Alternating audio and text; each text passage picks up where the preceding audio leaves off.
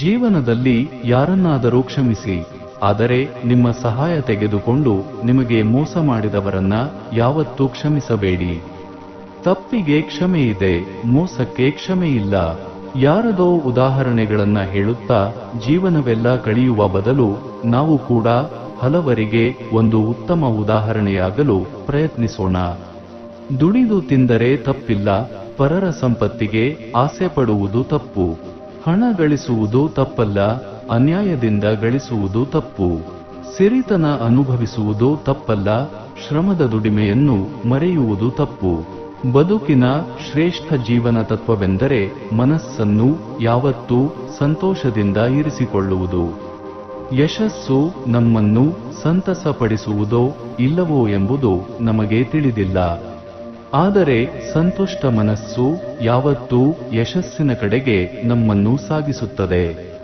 ಕಹಿಯಾದ ಔಷಧವನ್ನು ಅತಿವೇಗವಾಗಿ ಒಂದೇ ಗುಟುಕಿಗೆ ಕುಡಿದು ಮುಗಿಸುವ ನಾವು ಸಿಹಿಯಾದ ಚಾಕೋಲೇಟನ್ನು ನಿಧಾನವಾಗಿ ತಿನ್ನುತ್ತೇವೆ. ಇದೇ ರೀತಿಯಲ್ಲಿ ಜೀವನದ ಕೆಟ್ಟ ಕ್ಷಣಗಳನ್ನು ಅತಿವೇಗವಾಗಿ ಮರೆತು ಬಿಡಬೇಕು ಹಾಗೂ ಸಂತಸದ ಕ್ಷಣಗಳನ್ನು ನಿಧಾನವಾಗಿ ಮನಪೂರ್ವಕವಾಗಿ ಸವಿಯಬೇಕು.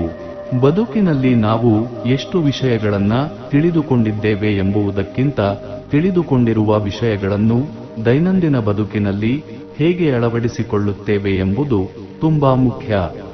ಕೆಲವರು ನಮ್ಮನ್ನು ಬಳಸಿಕೊಳ್ಳುತ್ತಾರೆ, ಕೆಲವರು ನಮ್ಮನ್ನು ಉಳಿಸಿಕೊಳ್ಳುತ್ತಾರೆ. ಬಳಸಿಕೊಂಡವರಿಗೆ ಲಾಭ ಸಿಗಬಹುದು, ಉಳಿಸಿಕೊಂಡವರಿಗೆ ಸಮಾಧಾನ ಸಿಗಬಹುದು. ಆದರೆ ಅವರಿಬ್ಬರಿಂದಲೂ ಬದುಕಿನ ಪಾಠ ಸಿಕ್ಕಿಯೇ ಸಿಗುತ್ತದೆ. ಈ ಬದುಕು ಕಡಲಿನಂತೆ, ಬಂದು ಹೋಗುವವರು ಅಲೆಗಳಂತೆ. ಅಪ್ಪಳಿಸಿದ ರಭಸಕ್ಕೆ ನೋವು ನಲಿವು ತಾತ್ಕಾಲಿಕ, ಕೊನೆಗೆ ಉಳಿಯುವುದು ಶೇಷ ಮಾತ್ರ. ಬದುಕು ಎಂದರೆ ನದಿಯ ಹಾಗೆ, ಕೊನೆಯಿಲ್ಲದ ಪಯಣ. ಯಾವುದು ನಮ್ಮ ಜೊತೆ ಉಳಿಯುವುದಿಲ್ಲ. ಉಳಿಯುವುದೇನಿದ್ದರೂ ಜೀವಿತ ಅವಧಿಯಲ್ಲಿ ನಾವು ಮಾಡಿದ ಉತ್ತಮ ಕೆಲಸಗಳು ಮಾತ್ರ. ನೀವು ಕೋಪಗೊಂಡಾಗ ಎಂದಿಗೂ ಉತ್ತರಿಸಬೇಡಿ. ನೀವು ಸಂತೋಷವಾಗಿರುವಾಗ ಎಂದಿಗೂ ಭರವಸೆ ನೀಡಬೇಡಿ. ದುಃಖಿತರಾಗಿರುವಾಗ ಎಂದಿಗೂ ನಿರ್ಧಾರವನ್ನ ತೆಗೆದುಕೊಳ್ಳಬೇಡಿ. ಹುಟ್ಟು ನಮ್ಮದಲ್ಲ, ಸಾವು ನಮ್ಮದಲ್ಲ, ಭೂಮಿ ನಮ್ಮದಲ್ಲ, ಈ ಪ್ರಕೃತಿ ನಮ್ಮದಲ್ಲ. ಆದರೆ ನಮ್ಮದು ಅಂತ ನಮ್ಮ ಜೊತೆ ಉಳಿಯುವುದು ಕೇವಲ ನಂಬಿಕೆ, ಸ್ನೇಹ ಮಾತ್ರ. ಒಳ್ಳೆಯ ಕೆಲಸ ಮಾಡಲಾರದೆ ಯಾರೂ ದೊಡ್ಡವರೆನಿಸಿಕೊಂಡಿಲ್ಲ. ಹಾಗೆ ಒಳ್ಳೆಯ ಕೆಲಸ ಮಾಡುವವರನ್ನು ಜಗತ್ತು ಯಾವತ್ತಿಗೂ ಚಿಕ್ಕವರೆಂದು ಗುರುತಿಸಿಲ್ಲ. ನೀವು ಒಳ್ಳೆಯ ಆಲೋಚನೆಗಳನ್ನು ಹೊಂದಿದ್ದರೆ ಅವು ನಿಮ್ಮ ಮುಖದಿಂದ ಸೂರ್ಯನ ಕಿರಣಗಳಂತೆ ಹೊಳೆಯುತ್ತವೆ ಮತ್ತು ನೀವು ಯಾವಾಗಲೂ ಆತ್ಮಸ್ಥೈರ್ಯದಿಂದ ಕಾಣುತ್ತೀರಿ. ನೀವು ಮತ್ತೊಬ್ಬರ ಭಾಗ್ಯವನ್ನು ಬದಲಿಸಲು ಆಗದಿರಬಹುದು, ಆದರೆ ಖಂಡಿತ ಅವರಿಗೆ ಒಳ್ಳೆಯ ಮಾರ್ಗದರ್ಶನವನ್ನಾದರೂ ಮಾಡಬಹುದು. ಭಗವಂತ ಹೇಳುವುದು ಅದನ್ನೇ. ಅವಕಾಶ ಸಿಕ್ಕಾಗ ಸ್ವಾರ್ಥಿಗಳಾಗಬೇಡಿ, ಸಾರಥಿಗಳಾಗಿ. ಇರುವುದೊಂದೇ ಜೀವನ, ಸಿಗುವುದು ಕೆಲವೇ ದಿನ. ತಿಳಿಯದೆ ಕಳೆಯುವ ಬಾಲ್ಯ, ಗೊತ್ತಿಲ್ಲದೆ ಜಾರುವ ಹರೆಯ, ಕರೆಯದೆ ಬರುವ ಮುದಿತನ, ಎಲ್ಲವನ್ನೂ ಅನುಭವಿಸುತ್ತಾ ಬಾಳುವುದೇ ಬದುಕು. ಪ್ರಪಂಚದಲ್ಲಿ ಅತಿ ಮಧುರವಾದ ಜೋಡಿ ಯಾವುದು ಗೊತ್ತಾ? ನಗು ಮತ್ತು ಅಳು. ಯಾವತ್ತೂ ಪರಸ್ಪರ ಭೇಟಿಯಾಗೋದೇ ಇಲ್ಲ. ಅಕಸ್ಮಾತ್ ಭೇಟಿಯಾದರೆ ಆ ಕ್ಷಣವನ್ನು ಯಾವತ್ತೂ ಮರೆಯೋಕ್ಕಾಗಲ್ಲ. ಹಿತವಾಗಿ ಮಾತಾಡಿ, ಶಾಂತಿ ಸಿಗುತ್ತದೆ. ಅಹಂಕಾರ ಬಿಡಿ, ದೊಡ್ಡವರಾಗುವಿರಿ. ಭಕ್ತಿ ಇರಲಿ, ಮುಕ್ತಿ ಸಿಗುತ್ತದೆ. ವಿಚಾರ ಮಾಡಿ, ಜ್ಞಾನ ಸಿಗುತ್ತದೆ. ಸೇವೆ ಮಾಡಿ, ಶಕ್ತಿ ದೊರೆಯುತ್ತದೆ. ಸಹನೆಯಿಂದಿರಿ, ದೈವತ್ವ ದೊರೆಯುತ್ತದೆ. ಸಂತೋಷದಿಂದ ಸುಖ ದೊರೆಯುತ್ತದೆ. ಹೂಗಳಿಂದ ತುಂಬಿದ ತೋಟ ಎಷ್ಟು ಸುಂದರವಾಗಿರುತ್ತೋ, ಒಳ್ಳೆಯ ಆಲೋಚನೆಗಳಿಂದ ತುಂಬಿದ ಮನಸ್ಸು ಸಹ ಅಷ್ಟೇ ಸುಂದರವಾಗಿರುತ್ತೆ.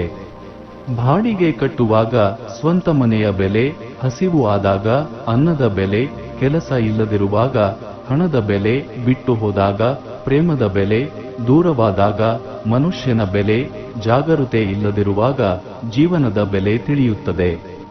ಹೊರಮನಸ್ಸು ಹೇಳುತ್ತೆ ಸಿಟ್ಟಾದವರನ್ನು ಮತ್ತೆ ಮಾತನಾಡಿಸಬೇಡ ಅಂತ. ಒಳಮನಸ್ಸು ಹೇಳುತ್ತೆ ಯಾರನ್ನು ಕಳೆದುಕೊಳ್ಳಬೇಡ ಅಂತ. ಒಂದು ಕ್ಷಣದ ಕೋಪಕ್ಕೆ ಯಾವ ಸಂಬಂಧವೂ ಹಾಳಾಗದಂತೆ ನೋಡಿಕೊಳ್ಳಿ. ನಮ್ಮ ಬಳಿ ಸಾಧ್ಯವಿಲ್ಲ ಎನ್ನುವುದು ಯಾವುದೂ ಇಲ್ಲ, ಮನಸ್ಸು ಅಂಜುತ್ತದೆ ಅಷ್ಟೇ. ಧೈರ್ಯ ಮಾಡಿ ಮುಂದೆ ಸಾಗಿ ಗೆದ್ದರೆ ಇನ್ನೊಬ್ಬರಿಗೆ ಪಾಠ ಹೇಳಿಕೊಡಬಹುದು. ಸೋತರೆ ನಾವೇ ಪಾಠ ಕಲಿಯಬಹುದು. ಮನುಷ್ಯ ಎಷ್ಟೇ ಜಾಣನಾಗಿದ್ದರೂ ನಾಳೆಯ ದಿನ ಹೇಗಿರುತ್ತೆ ಎಂಬುದು ತಿಳಿಯಲಾರದಂತಹ ದಡ್ಡನಾಗಿರುತ್ತಾನೆ. ಜೀವನದಲ್ಲಿ ನಾಳಿನ ದಿನ ಹೇಗಿರುತ್ತೆ ಅಂತ ಯಾರಿಗೂ ತಿಳಿಯದ ಹಾಗೆ ಭಗವಂತ ಬರೆದಿರುವಾಗ ನಾಳಿನ ದಿನಕ್ಕೋಸ್ಕರ ಇಂದೇ ಚಿಂತೆ ಬೇಕಿಲ್ಲ. ಒಳ್ಳೆಯದಾಗುತ್ತೆ ಎಂಬ ಭರವಸೆ ಸಾಕು ನೆಮ್ಮದಿಯಾಗಿರಲು. ಚಿಂತೆಯನ್ನ ಪಕ್ಕಕ್ಕಿಟ್ಟು ನಗುನ ಜೊತೆಗಿಟ್ಟು ಸದಾ ಖುಷಿಯಾಗಿರಿ. ಗೆಲುವು ಸದಾ ಜೊತೆಗಿರಲಿ. ಚಿಂತೆ ಇಲ್ಲದ ಜೀವನವನ್ನು ದೇವರು ಯಾರಿಗೂ ನೀಡುವುದಿಲ್ಲ. ಆದರೆ ಚಿಂತೆಯನ್ನು ಮರೆಸುವಂತಹ ಪ್ರೀತಿ, ಸ್ನೇಹ ಮತ್ತು ಸಂಬಂಧಗಳನ್ನು ನೀಡುತ್ತಾನೆ. ದೇವರು ಕೊಟ್ಟ ಇಂಥ ಅತ್ಯಮೂಲ್ಯವಾದ ಸಂಬಂಧಗಳು ಜೀವನದಲ್ಲಿ ಶಾಶ್ವತವಾಗಿರಲಿ. ನಾವು ಮಾಡುವ ಕೆಲಸ ಇಬ್ಬರಿಗೆ ಸರಿ ಎನಿಸಿದರೆ ಸಾಕು. ಒಂದು ಪರಮಾತ್ಮ, ಇನ್ನೊಂದು ಅಂತರಾತ್ಮ. ಸಮಯ ಒಳ್ಳೆಯದೇ ಆಗಲಿ ಕೆಟ್ಟದ್ದೇ ಆಗಲಿ ಒಂದು ಪಾಠವನ್ನಂತೂ ಕಲಿಸುತ್ತದೆ. ಒಳ್ಳೆಯ ಸಮಯದಲ್ಲಿ ಎಲ್ಲರೂ ನಮ್ಮವರಾಗಿದ್ದರೆ ಕೆಟ್ಟ ಸಮಯದಲ್ಲಿ ನಮ್ಮವರೇ ಬೇರೆಯವರಾಗಿ ಬದಲಾಗಿರುತ್ತಾರೆ. ಸಮಯ ಮುಖವಾಡಗಳನ್ನ ಕಳಚೋದಂತೂ ಸತ್ಯ. ಶ್ರೀಕೃಷ್ಣಂ ವಂದೇ ಜಗದ್ಗುರು. ಹೆಚ್ಚಿನ ಮಾಹಿತಿಗಳಿಗಾಗಿ ನಮ್ಮ ಚಾನೆಲ್ ಅನ್ನು ಸಬ್ಸ್ಕ್ರೈಬ್ ಮಾಡಿಕೊಳ್ಳಿರಿ. ಶುಭವಾಗಲಿ. ಧನ್ಯವಾದಗಳು.